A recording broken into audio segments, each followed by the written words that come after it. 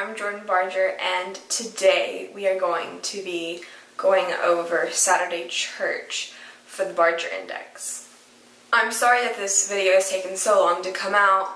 I've had some complications, including the fact that Houston has been kind of frozen over, and also all my stuff was at my dad's house and I was stuck at my mom's house. So it's taken me a little bit to get this video out, but it's here now. Saturday Church stars Luca Kane as Ulysses, Regina Taylor as Aunt Rose, MJ Rodriguez as Ebony, and Margot Bingham as Amara. The film is a coming-of-age story about this young black boy, Ulysses, struggling with his gender and sexuality after his father dies. The film uses magical realism and music to bring everything all together into one story.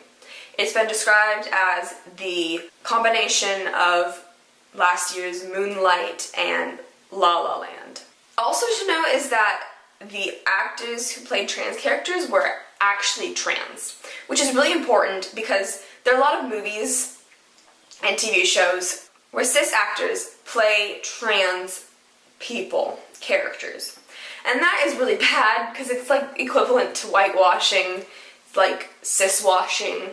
You can't, like, you need to give these roles to people who are actually trans or black or disabled. It's really important to be casting people with the actual roles and not like able-body washing or cis-washing or whitewashing, etc. Like, it's just really something important that we need to stop doing and start giving people these roles, because you're continuing to push them off to the sides and oppress them when you don't give them the roles, because they could easily play these roles. Just my opinion. Damon Cardassis wrote, directed, and produced this film, and he produced this film along with Adi Ezroni, Rebecca Miller, and Mandy Tagger.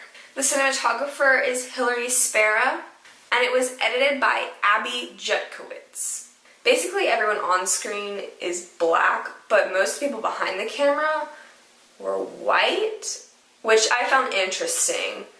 Again, even that this film seems so progressive, like in the background it's still all white people.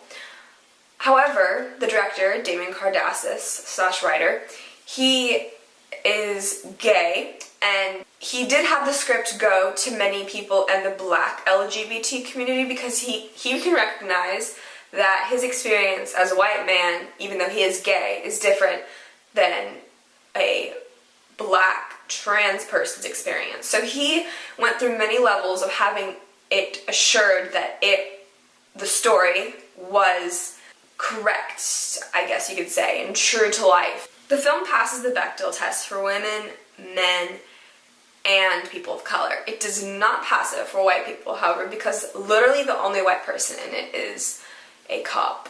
So definitely no white people passed the Malcolm-Morton test. But a person of color, Ulysses, does pass the Malcolm-Morton test.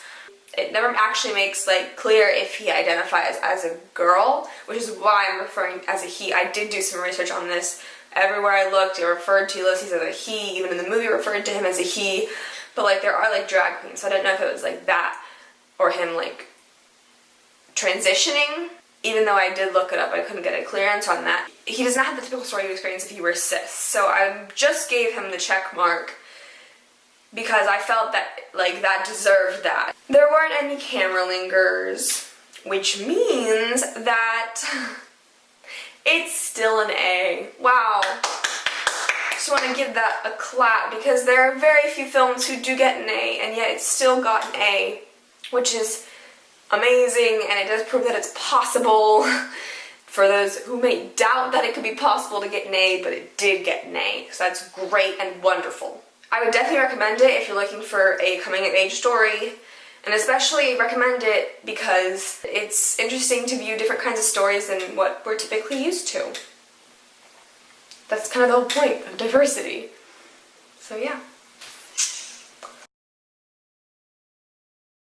Jordan Barger. That's me.